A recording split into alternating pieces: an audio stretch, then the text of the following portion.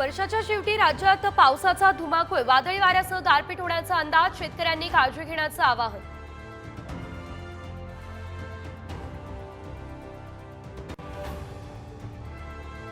कांद्याने शेतकऱ्यांच्या डोळ्यात पुन्हा पाणी, 10 दिवसांमध्ये भाव निम्म्यावर, 20% निर्यात शुल्कही हटवण्याची मागणी.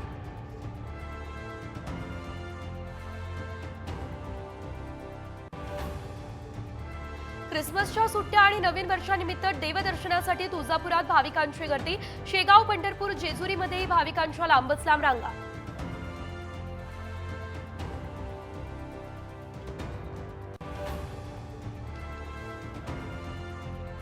बर्फवृष्टीमुळे अटल बोगदा हा ठप्प, 1000 पेक्षा जास्त गाड्या अडकल्या, हिमाचल प्रदेशमधल्या वाहतुकीला मोठा फटका.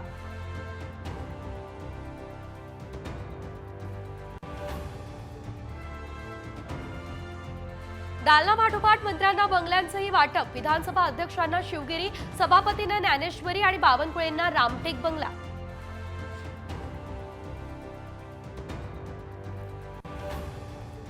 आमच्याकडे मानापमान हा मनात होतो, त्याचं संगीत मीडियात वाचतं.